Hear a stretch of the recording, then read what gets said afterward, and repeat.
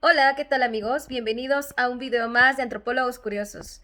Este canal se creó con la intención de divulgar un poquito más sobre las materias de difusión y extensión y vinculación a la comunidad que imparte la Facultad de Antropología, en especial de la carrera de Arqueología. Y bueno, este video va con especial atención a mi materia de Arqueología Contemporánea.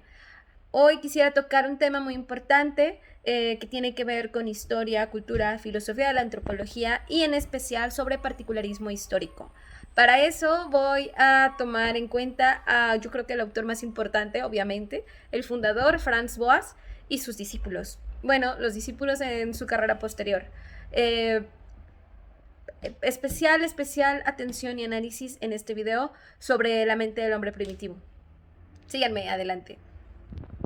Conocida la frase de que para estudiar, analizar o explicar a una cultura hay que tomar en cuenta sus particularidades y su historia, es porque en algún momento has escuchado un poquito de Franz Boas. Bueno, Franz Boas de hecho movió el mundo con esa frase, sobre todo el mundo científico. Y Franz Boas nace en el año de 1858 en Alemania, aunque después se nacionalizó como estadounidense y fue considerado padre de la antropología estadounidense. Cursó sus estudios en las universidades de Heidelberg y Bonn y en el año de 1881 se doctora en la Universidad de Kiel como físico y geógrafo. En el año de 1883 y 1884 realiza una expedición donde va a dar con los esquimales, en especial atención a la isla de Baffin.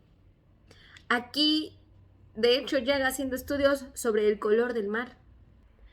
Ahí convivió demasiado con los esquimales. De hecho, realizaba fotografías, tomaba demasiados apuntes sobre la vida de los inuit. Su principal método era el etnográfico. Esto le sirvió mucho para poder comprender la mente del hombre primitivo. Así fue como tituló su obra más importante. Para el año de 1886, todavía hace otra expedición hacia Canadá y al norte de Estados Unidos, y por ahí del año de 1887 se establece en Estados Unidos. En el año de 1899 entra a dar clases a la Universidad de Columbia, donde funda el departamento más importante de antropología en Estados Unidos, y yo creo que de la época en general. Ahí, de hecho, tuvo de discípulos a antropólogos muy importantes, que dentro del pensamiento o de la historia del pensamiento antropológico, los antropólogos sabemos que son de vital importancia. Entre ellos voy a mencionar solamente 4. Edward Sapir, Margaret Mead, Ruth Benedict y Alfred Kroeber. Tenemos de Franz Boas, tenemos que hablar sobre relativismo cultural, ya que él fundó esa escuela de pensamiento. Además, es su concepción de que cada cultura está formada por elementos interrelacionados y dependientes. ¿Esto qué quiere decir?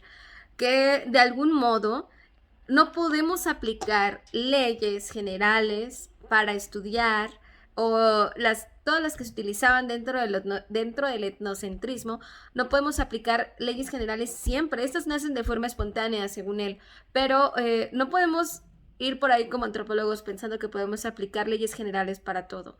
Tenemos que estudiar a una sociedad en sí, volvernos especialistas, de hecho, y poder entender que cada unidad cultural se forma de una herencia histórica. Él decía que si nos la pasábamos utilizando un método comparativo generalizado, no íbamos a poder dar con la realidad social de cada cultura. Para Boas, cada cultura representa un desarrollo original que se combina de la ubicación geográfica y de sus particularidades históricas. Yo sé que eso ya lo repetí, pero tiene que quedar súper claro. Muchas veces los elementos culturales de cada población o de cada cultura en especial están formados por elementos culturales ajenos. ¿Por qué? Porque también se deriva de una convivencia con ellos. Esto pasó también porque leí por ahí una anécdota. Boas intentando darle relevancia a las culturas como la Inuit que estaban en el norte, en Alaska. Convive con ellos, les toma fotografías. Pero algunas fotografías que fueron expuestas, que no autorizó, se colaron por ahí, donde, pues bueno, que François intentaba acoplarse al pensamiento de ese entonces. Salían algunos inuit con algunos zapatos, que pues es obvio, eran elementos culturales que no eran originales, pero que por la convivencia con otros tipos culturales, pues ya usaban zapatos, ¿no? O como personas que, pues aunque sí vivían en iglús, había otras que ya no vivían en iglús. Había quienes vivían afuera de las casas de los predicadores católicos o cristianos o judíos. Entonces sale él agarrando una manta, intentando tapar el fondo, que era que vivían, de hecho, esclavizados afuera de la casa de los predicadores de ese entonces. Y bueno, pues esto lo tomaron como que Boas era un falsificador o que sus estudios no eran reales. La verdad es que la gente no comprende a veces por qué pasan estas cosas. Como diría, bueno, uno de mis maestros de antropología social, el maestro Juan, ese bonitismo antropológico, que de hecho subsiste hasta nuestros días. Pongo un ejemplo.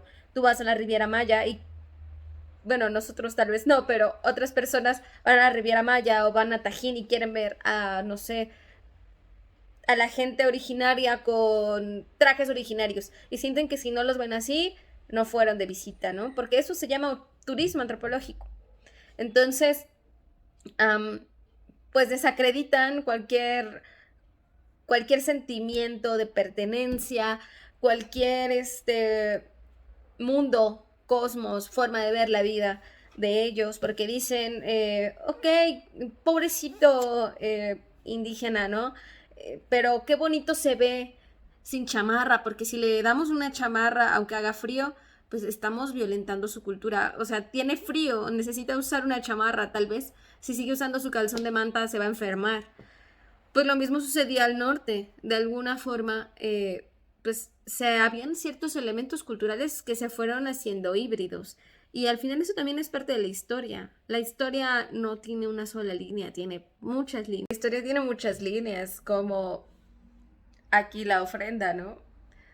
Aunque es de origen prehispánico, con sus 9 pisos, pues estamos hablando también de una hibridación con la religión católica, porque ya no vemos nuestra ofrenda sin la cruz y, bueno, otras cosas por ahí. En fin, siguiendo con Franz Boas. En 1911 sale a la luz uno de los textos más importantes de la disciplina antropológica, que es La mente del hombre primitivo, escrita por Franz Boas. Y vamos justamente a ese libro. Obviamente no puedo hacer un análisis completo en este video, pero voy a sacar un extracto de él, ¿no? Porque de hecho me costó trabajo encontrarlo y tuve que hacer una traducción. Pues primero que nada, el estudio sobre la herencia da pasos importantes respecto al concepto de raza y cultura superior. La idea de que el hombre y su mentalidad se influencian exclusivamente sobre el medio ambiente. Obviamente el medio ambiente es muy importante, pero no determina todo lo que hay en la mentalidad del ser humano. Para esto es muy importante ponerle muchísima atención. En inglés, el libro se titula La mente del hombre primitivo, entonces sobre esto se va a centrar Franz Boas. Bueno, eso yo le puse vital importancia en mi análisis. Creo que en el español es como más de cuestiones esenciales del pensamiento, algo así. Ahorita lo voy a checar porque esa traducción la hizo una muy buena traductora que se llama Susana algo, no tengo ahorita el apellido.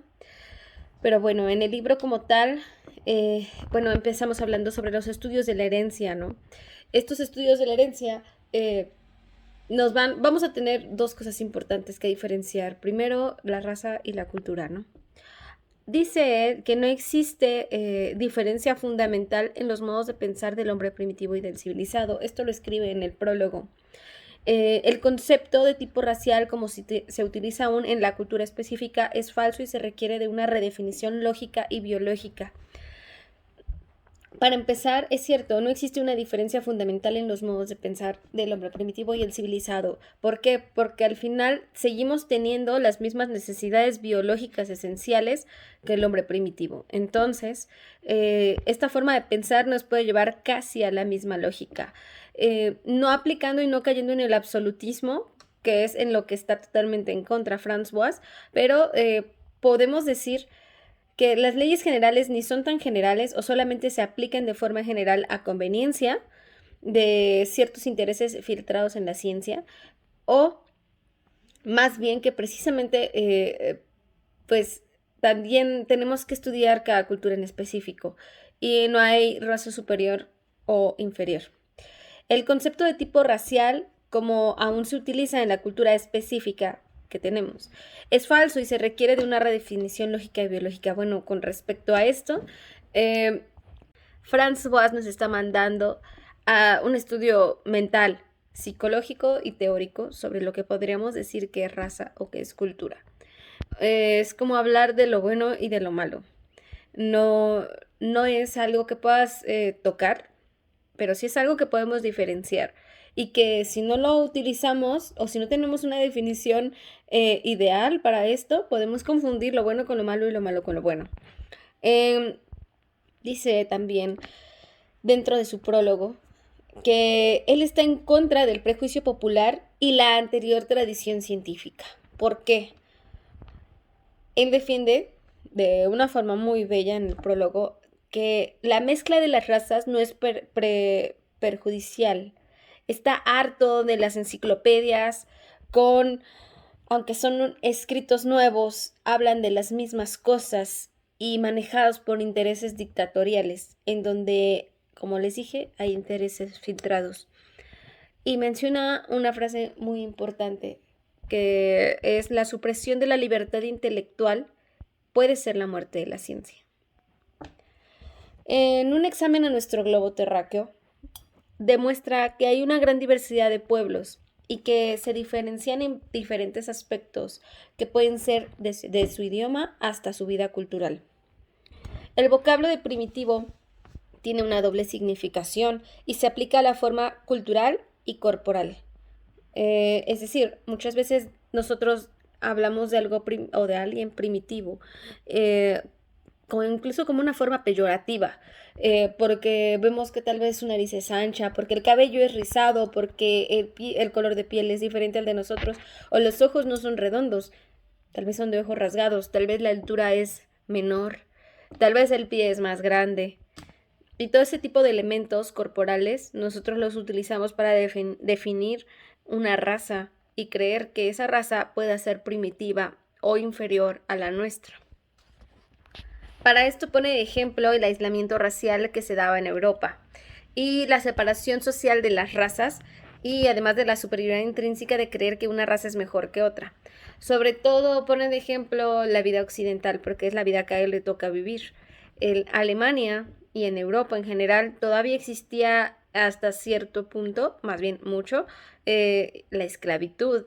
Y la esclavitud podía ser incluso porque te creyeran de algún tipo de piel, de algún tipo de raza de la que tú vinieras, y solo por eso debías de ser esclavo, ¿no? Una civilización más avanzada. ¿De qué hablamos cuando puede ser una civilización más avanzada? Pues realmente Boas como que se va explicando, se va explayando en toda esta situación, pero yo quise hacer una analogía en nuestro tiempo actual y lo dice François. Una civilización más avanzada no es la civilización más tecnológica, sino la más organizada. Es aquella que incluso desde mi punto de vista en su derecho se ve reflejado.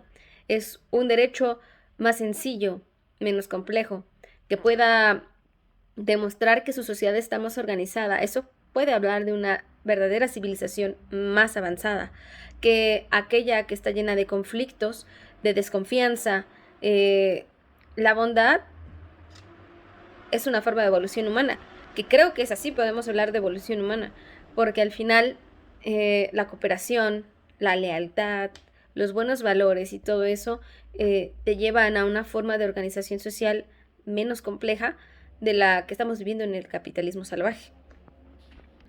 Otra cosa que menciona el autor es el particularismo histórico. ¿Por qué hablamos de particularismo histórico o de la herencia? Bueno, la herencia se puede tomar en cuenta en muchos aspectos.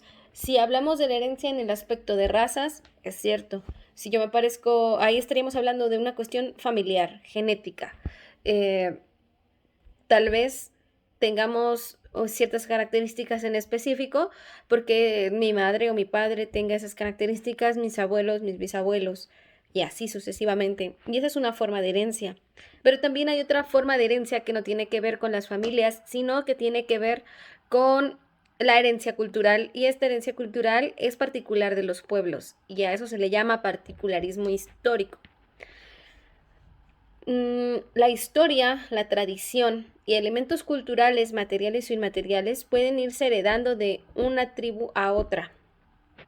El carácter de una raza puede ser definido por la herencia familiar, pero la cuestión de la herencia cultural se define de forma distinta. Esto lo va explicando Boas a lo largo de todo el libro, y yo estoy haciendo solamente un extracto. Todo esto puede ser pues motivo de mayor análisis, ¿no?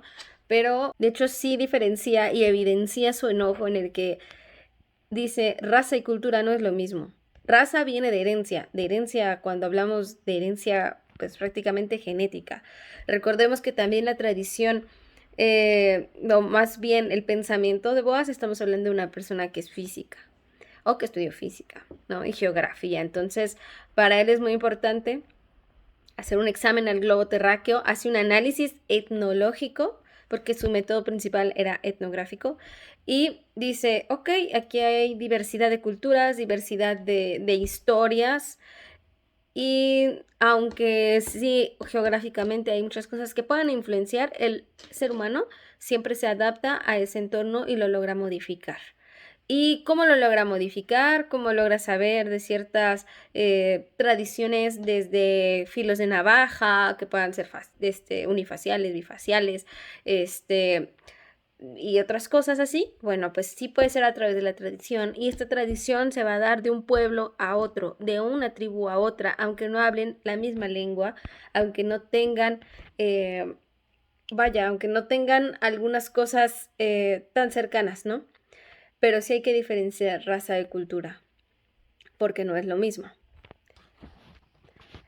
Ya leí bien, Susana Ferkin es quien hace la traducción, y en español el libro se encuentra como Cuestiones fundamentales de la antropología cultural, y creo que sí hay un extracto muy chiquito en internet, pero pues está bastante interesante. En general, ¿qué podemos rescatar de todo de esta estructura de pensamiento de Boas? Bueno, desde mi punto de vista, sí es un salto cuántico en la historia de las ciencias sociales y de la antropología o de las humanidades en general, porque considero que siempre la filosofía de la ciencia cosecha lo que siembra y siembra lo que cosecha. El hecho de que para el momento en el que Boas estaba viviendo, hablar sobre relativismo cultural era un acto revolucionario. El hecho de decir que no hay culturas superiores que otras es un acto revolucionario, porque ahí estamos haciendo un llamado hacia la paz. ¿Por qué rayos estamos peleándonos unos contra otros si somos la humanidad haciendo un solo equipo? Desde mi punto de vista. Por otro lado, su diferencia o su enojo respecto a la forma en la que dictaduras del mundo, sean las que sean, siempre se entrometen en el trabajo de la labor del científico.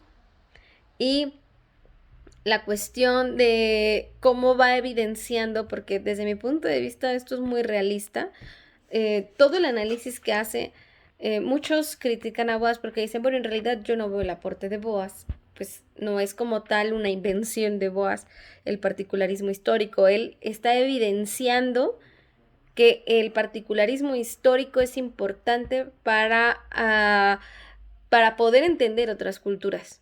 Tal vez ni siquiera él se pudo imaginar que con sus estudios, que con sus aportaciones pudiera llegar tan lejos o influenciar a personajes como los que mencioné al principio de este video. A mí me gustaría, sobre todo, hacer énfasis en dos que a mí me agradan demasiado.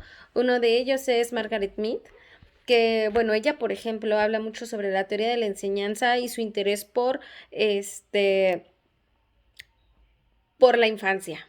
Hace muchos estudios sobre la infancia, los roles de género. Ella aplica el particularismo histórico para explicar que los roles de género son diferentes en una sociedad que en otra.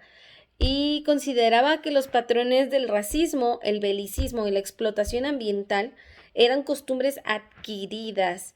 Y bueno, este tipo de cosas, tiene una frase también Margaret Mead. Margaret Mead fue una discípula de él, que decía: no dudemos jamás de la capacidad de tan solo un grupo de ciudadanos en cambiar al mundo. ¿Esto qué quiere decir? Que también, así como podemos adquirir ciertas cosas, pues también podemos deconstruir, ¿no? Otro gran antropólogo, en este caso lingüista, fue Edward Sapir. Él era alemán, de origen alemán, lingüista que, siguiendo la idea también del particularismo histórico, se aísla un poco de la noción de fonema de Saussure y propone una nueva tipología de la lengua basada en las consideraciones de datos más formales, como por ejemplo la fonología, la morfología, la simetría. Y a todo esto le aplica bastantes estudios sobre la psicología y la relación entre el lenguaje y la cultura, que son cosas que hasta la fecha siguen permeando en los estudios lingüísticos. Me gusta mucho cómo dentro del libro también se cita algo de Lévi-Strauss, ¿no? Hace una analogía de trenes, que, bueno, Lévi-Strauss hace una analogía de trenes, esta analogía es de él.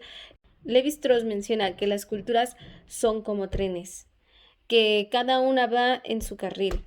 Y hay trenes que vamos en el mismo sentido y trenes que vamos en sentido opuesto. Y cuando volteamos al espejo derecho, al izquierdo, y este va en el mismo sentido que nosotros, logramos ver por la ventana a las otras personas que van sentados dentro de los trenes y sentimos cierta empatía. Pero cuando volteamos a ver a la otra ventana y vemos que ese tren viene en sentido contrario, con otra diferencia, con otra dirección, de hecho ni siquiera lo alcanzamos a ver porque el tren, al venir en sentido contrario, lo vemos de forma borrosa y con falta de empatía, a diferencia del otro tren. Entonces es algo semejante de lo que sucede con las culturas. Y creo que sucede también con nuestras relaciones humanas, ¿no? Muchas veces no tenemos empatía por el otro porque no está caminando al mismo nivel que nosotros, no está en la misma situación personal que nosotros. Y pues eso hace que exista esa falta de empatía, esa falta de humanidad. Realmente, ¿qué es lo que nos caracteriza como seres humanos? Estos son, desde mi punto de vista, estudios sobre filosofía de la ciencia en general, que debemos de seguir tomando en cuenta para poder seguir avanzando. Y bueno, en general, quisiera terminar con el concepto de cultura. Ya había evidenciado respecto a, pues, que todo esto es una apología sobre que no existe una superioridad de razas, ¿no? Pero también es importante evidenciar la diferencia entre raza y cultura, y me gusta mucho la definición de cultura de Boas, aunque no es tan formal como otras definiciones. Más o menos por ahí de la página 166, esto sí lo tomé de la traducción de Susana W. de Fredkin, que se acoge al título de Cuestiones Fundamentales de la Antropología Cultural y dice: puede definirse la cultura como la totalidad de las reacciones y actividades mentales y físicas que caracterizan la conducta de los individuos, componentes de un grupo social, colectiva e individualmente, en relación a su ambiente natural, a otros grupos. Al final de todo esto, comenta que no considera que una persona que está tan ajena del ser humano esté dominando o esté juzgando al ser humano como tal. Pero bueno, creo que esto es todo. Espero que este video haya servido de algo más. Me hubiera gustado hacer una exposición, pero la verdad es que, como dije, creo, no sé si lo dije en el video, pero no soy muy buena editando, apenas estoy aprendiendo. Y pues eso es todo. Gracias.